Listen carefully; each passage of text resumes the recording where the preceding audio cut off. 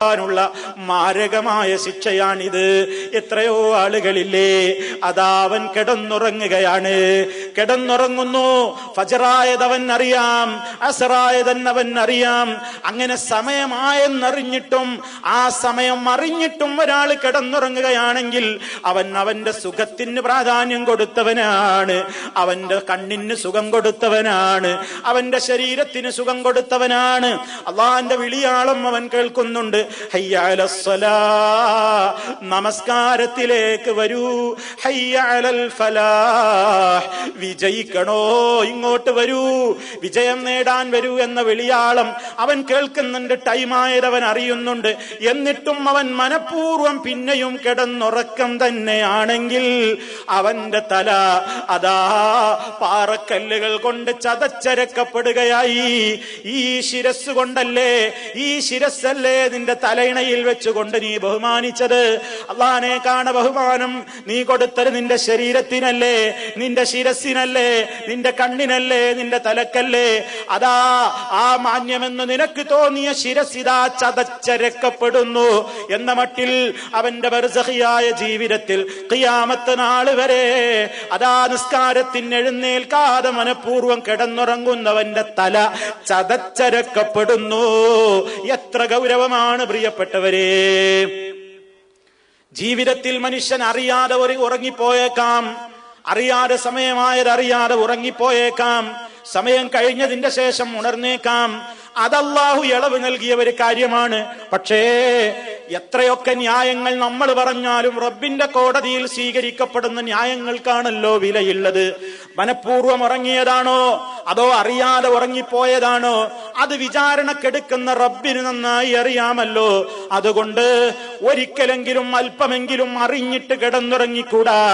ജമാഅത്തിന് പോകാതെ, നിസ്കാരത്തിന് പോകാതെ കിടന്നുറങ്ങിക്കൊണ്ട് കഴിച്ചു കൂട്ടുന്നവനാണാവട്ടെ പെണ്ണാവട്ടെ, അവന്റെ ശിരസ്സത വളരെയേറെ ഈ രൂപത്തിലുള്ള അതിഭീകരമായ നിലക്കുള്ള ശിക്ഷക്ക് വിധേയമാക്കപ്പെടുന്നു.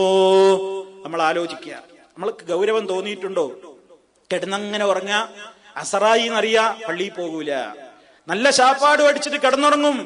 വെള്ളിയാഴ്ച പ്രത്യേകിച്ച്. കാരണം എന്താ? ആളുകൾക്ക് ഒഴിവുള്ള ദിവസം, ഒഴിവുള്ള ദിവസം വെള്ളിയാഴ്ച ദിവസമാണ്. പല റൂമുകളിലും സുബഹിയുമില്ല അസറുമില്ല, സുബഹിയുമില്ല അസറുമില്ല. കാരണം എന്താ? അലാറം ശബ്ദിക്കാത്ത ഒരു ദിവസമുണ്ടെങ്കിൽ അത് വെള്ളിയാഴ്ചയാണ്. മറ്റുള്ള ദിവസങ്ങളിലൊക്കെ അലാറം ശബ്ദിക്കും. എന്തിനാ? ഡ്യൂട്ടി ഉണ്ട്, ഡ്യൂട്ടിക്ക് പോകാൻ വേണ്ടി അലാറം വെക്കുന്നു. വെള്ളിയാഴ്ച ഡ്യൂട്ടി ഓഫാണ്, അതുകൊണ്ട് അലാറം മുഴങ്ങുന്നില്ല. എണീറ്റെങ്കിൽ എണീക്കട്ടെ, ഇല്ലെങ്കിൽ വേണ്ട. ഇങ്ങനെ അലസതയോടുകൂടെ വിടാനുള്ളതാണോ പ്രിയപ്പെട്ടവരെ നമ്മുടെ നമസ്കാരങ്ങൾ? ചിലപ്പോ അലാറം അടിച്ചാലും ചിലപ്പോ കേൾക്കാത്ത ക്ഷീണത്തിൽ നമ്മൾ ഉറങ്ങിപ്പോയേക്കും. അത് റബ്ബറിയുന്നവനാണ് ഒരാളെ ബോധ്യപ്പെടുത്തേണ്ടതല്ല, റബ്ബറിയും. പക്ഷേ അല്പമെങ്കിലും നമ്മൾ അറിഞ്ഞുകൊണ്ടാണ് ഉറങ്ങിയതെങ്കിൽ, അതിന് തൗബ ചെയ്യാതെ മരണപ്പെട്ടു പോയെങ്കിൽ, ആ നിലക്ക് റബ്ബിനോട് അതിനെ സംബന്ധിച്ച് കരഞ്ഞു പറയാതെ മരണപ്പെട്ടു പോയെങ്കിൽ ഖബറിൽ ഇതാണ് അനുഭവിക്കേണ്ടി വരുന്നത്.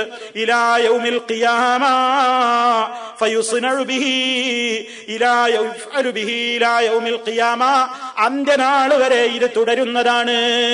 രണ്ട് കാര്യങ്ങൾ അവിടെ പറഞ്ഞു. ഒന്ന്, ജമാഅത്തിനും നിസ്കാരത്തിനൊന്നും പോകാതെ നിസ്കാരത്തിന്റെ കാര്യത്തിൽ ശ്രദ്ധിക്കാതെ കിടന്നുറങ്ങന്നെ. രണ്ടാമത്തെ എന്താണ്?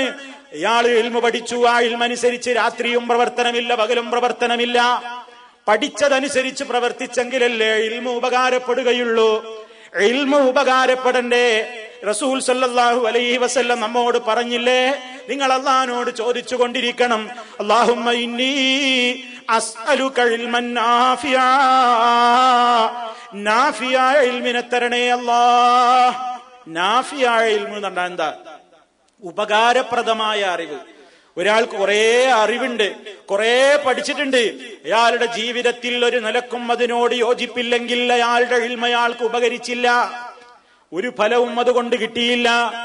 അതുകൊണ്ട് ഉപകാരപ്രദമായ അറിവല്ലെങ്കിൽ ആ ഇൽമവന് ശാപമാണ്, ആ ഇൽമവന് ശിക്ഷയാണ്, ആ ഇൽമവന് റബ്ബിന്റെ കോപത്തിന് കാരണമാണ്.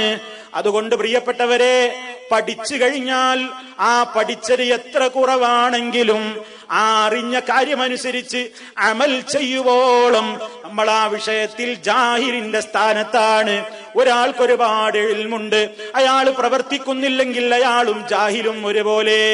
ജാഹിൽ ഒരു പക്ഷേ അറിയാതെയാവാം, ഇവൻ പഠിച്ചിട്ട് പ്രവർത്തിക്കാത്തവനാണെങ്കിൽ അവന്റെ ശിക്ഷ വളരെ ഗൗരവമല്ലേ. അതുകൊണ്ട് അള്ളാന്റെ ഖുർആൻ അവഗണിച്ചവരുടെയും നിസ്കാരത്തിന് പോകാതെ കിടന്നുറങ്ങുന്നവരുടെയും ശിക്ഷയാണ് ഈ പറഞ്ഞത്. അവന്റെ തലയിങ്ങനെ അതാ വലിയ പാറക്കല്ലുകൾ കൊണ്ട് എറിഞ്ഞ് ചതച്ചരക്കപ്പെടുന്നു. അള്ളാഹു നമ്മെ കാത്ത് രക്ഷിക്കുമാറാകട്ടെ. പരിശുദ്ധ ഖുർആനിനെ അവഗണിക്കൽ പല രൂപത്തിലില്ലേ. ആ ഖുർആൻ ഓതാൻ മനസ്സില്ലായ്മ, ആ ഖുർആൻ കേൾക്കാൻ താല്പര്യമില്ലായ്മ, ആ ഖുർആൻ പഠിക്കാൻ താല്പര്യമില്ലായ്മ, അത് പഠിപ്പിക്കുന്ന വേദികളിൽ വരാൻ മനസ്സില്ലായ്മ, വന്നാൽ തന്നെയും അതിന്റെ കാര്യങ്ങളോട് യോജിപ്പില്ലായ്മ. അങ്ങനെ പരിശുദ്ധ ഖുർആൻ കേൾക്കാൻ താല്പര്യമില്ല, പഠിക്കാൻ താല്പര്യമില്ല, അതിനെ സംബന്ധിച്ച് അന്വേഷിക്കാൻ താല്പര്യമില്ല, അത് പഠിക്കാനോ അത് ജീവിതത്തിൽ കൊണ്ടുവരാനോ ഒരു താല്പര്യവുമില്ലാതെ ഞങ്ങളും കിതാബിന്റെ ആളുകളാണ്, ഞങ്ങളും ഖുർആനിന്റെ ആളുകളാണെന്ന് പറയുന്ന ഈ കക്ഷികളെ സംബന്ധിച്ച് അല്ലാഹുവിന്റെ റസൂല് റബ്ബിനോട് തന്നെ പരാതി പറഞ്ഞല്ലോ. വഖാല റസൂലു യാ റബ്ബി ഇന്ന ഖൗമി ഇത്തഖദൂ ഹാദൽ ഖുർആന മഹ്ജൂറാ.